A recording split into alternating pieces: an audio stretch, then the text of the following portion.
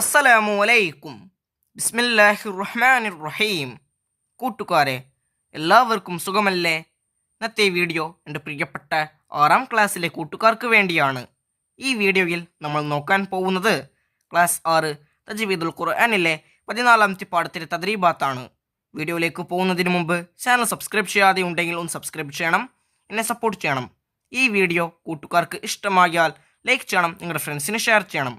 Class 6 ഇതുവരെ എടുത്ത പാഠങ്ങളുടെ തദ്രീബാത്ത് വേണമെങ്കിൽ കൂട്ടുകാർ എൻ്റെ ചാനൽ പ്ലേലിസ്റ്റിൽ പോയി നോക്കിയാൽ എളുപ്പത്തിൽ കിട്ടുന്നതാണ്. തദ്രീബാത്തെല്ലാം നോക്കുന്നതിന് മുമ്പ് ഈ പാഠത്തിൽ കൊടുത്തിരിക്കുന്ന കാര്യം നമുക്കൊന്ന് വായിച്ച് മനസ്സിലാക്കാം.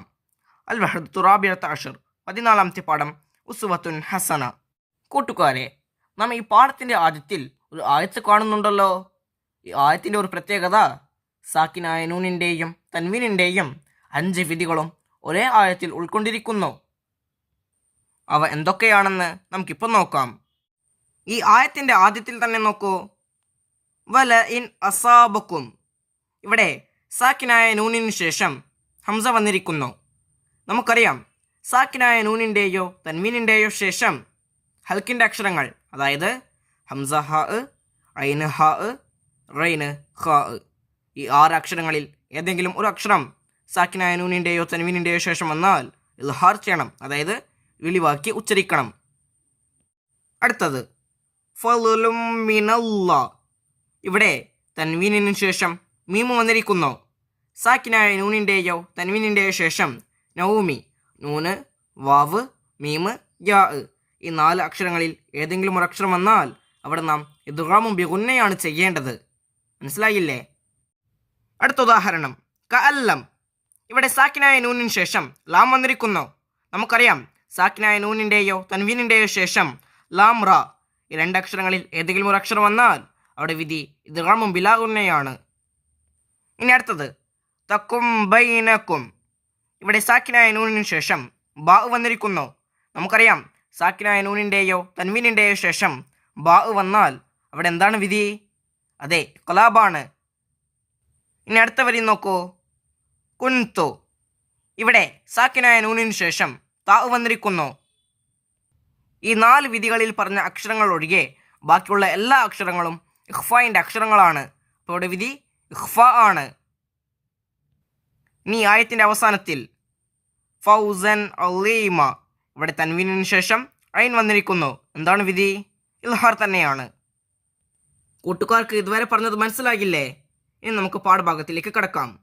സാക്കിനായ നൂനിൻ്റെയും തൻവീനിൻ്റെയും 5 നിയമങ്ങളും ഉൾക്കൊണ്ട ആയത്താണ് ഇത്. ഇൽഹാർ, ഇദ്ഗാമും ബിഗുന്ന, ഇദ്ഗാമും ബിലാഗുന്ന, ഇഖ്ലാബ്, ഇഖ്ഫാ. ഇതാണ് ആ 5 വിധികൾ. ഇനി ഇൽഹാർ എന്നാൽ എന്ത്? അവയുടെ ഹർഫുകൾ ഏവ? അതിനെക്കുറിച്ച് നോക്കാം. സാക്കിനായ നൂനിൻ്റെയോ തൻവീനിൻ്റെയോ ശേഷം ഹംസ, ഹ, ഹ, ഐന്, ഹ, റൈന് എന്നീ 6 ഹർഫുകളിൽ ഒന്ന് വന്നാൽ നൂനിനെയും തൻവീനിനെയും വ്യക്തമാക്കി ഉച്ചരിക്കണം. ഇതിന് ഇൽഹാർ എന്ന് പറയുന്നു. ഇദ്ഗാമും ബിഗുന്നയും ഇഖ്ഫാഉം തമ്മിൽ പാരായണത്തിലുള്ള വ്യത്യാസമെന്ത്? ഇദ്ഗാമും ബിഗുന്നയിൽ നൂനിൻ്റെയും തൻവീനിൻ്റെയും ശേഷമുള്ള അക്ഷരത്തെ ഷദ്ദോട് കൂടി ഉച്ചരിക്കണം. ഇഖ്ഫായിൽ ഷദ് വരാൻ പാടില്ല. ദുൻയാ, ഖിൻവാനുൻ, സിൻവാനുൻ, ബുൻയാനുൻ, ഈ 4 പദങ്ങളിലും നാം ഇദ്ഗാം ബിഗുന്ന ചെയ്യുന്നില്ല. അതിനുള്ള കാരണം, ഒരു പദത്തിലെ അവസാനത്തെ അക്ഷരവും അടുത്ത പദത്തിലെ ആദ്യാക്ഷരവും തമ്മിലെ ഇദ്ഗാം ബിഗുന്ന ചെയ്യോ. ഇതുപോലെ ഒരേ പദത്തിൽ തന്നെ വന്നാൽ നാം ഇദ്ഗാം ബിഗുന്ന ചെയ്യില്ല. എന്നാൽ ഇഖ്ഫാ ഒരു പദത്തിലും 2 പദത്തിലുമെല്ലാം ഉണ്ടാവും. ഇവിടെ നോക്കൂ, ഒരു ഉദാഹരണം കൊടുത്തിരിക്കുന്നു. മിൻ ഖബലു, കുൻതും എന്നിവ ഉദാഹരണങ്ങളാണ്. ഖുർആൻ പാരായണ നിയമങ്ങളിൽ വളരെ പ്രധാനപ്പെട്ടതും കൂടുതലായി കാണപ്പെടുന്നതുമായ ഈ നിയമങ്ങൾ ശ്രദ്ധിച്ച് പാരായണം ചെയ്യണം കേട്ടോ. കൂട്ടുകാർക്ക് ഈ പാഠം മനസ്സിലാകില്ലേ? നമുക്കിനി ഈ പാഠത്തിൻ്റെ തദ്രീബാത്ത് നോക്കാം. തദ്രീബാത്തിൽ 1ാമത്തെ പ്രവർത്തനം നസിൽ, യോജിച്ചവ പരസ്പരം ചേർക്കാനുള്ളതാണ്. 1 ഇദ്ഗാമും ബിലാഗുന്ന, 2 ഇഖ്ലാബ്, 3 ഇൽഹാർ, 4 ഇഖ്ഫാ, 5 ഇദ്ഗാമും ബിഗുന്ന. ഇപ്പുറത്ത് നോക്കൂ. എ ഫൗസൻ അലീമ, ബി ഫളുലും മിനല്ലാ, സി കഅല്ലം, ഡി തക്കും ബൈനക്കും, ഇ കുന്തു മഅഹും. റൈറ്റ് സൈഡിൽ സാക്കിനായ നൂനിൻ്റെയും തൻവീനിൻ്റെയും 5 വിധികളും ലെഫ്റ്റ് സൈഡിൽ അതിനുള്ള ഓരോ ഉദാഹരണങ്ങളും കൊടുത്തിരിക്കുന്നു. ഓരോന്നിനും യോജിച്ച ഉദാഹരണത്തിൻ്റെ ലെറ്റർ അതിന് നേരെ എഴുതണം.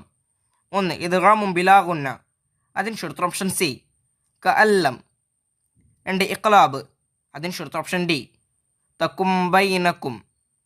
3 ഇൽഹാർ, അതിന് ഷുർത്ത് ഓപ്ഷൻ എ. ഫൗസൻ അലീമ. 4 ഇഖ്ഫാ, അതിന് ഷുർത്ത് ഓപ്ഷൻ ഇ. കുന്തു മഅഹും. 5 ഇദ്ഗാമും ബിഗുന്ന, ഷുർത്ത് ബി. ഫളും മിനല്ലാഹ്. തദ്രീബാത്തിൽ രണ്ടാമത്തെ പ്രവർത്തനം നുജീബ്. അതിൽ ഒന്നാമത്തെ ചോദ്യം ഇൽഹാർ എന്നാൽ എന്ത്?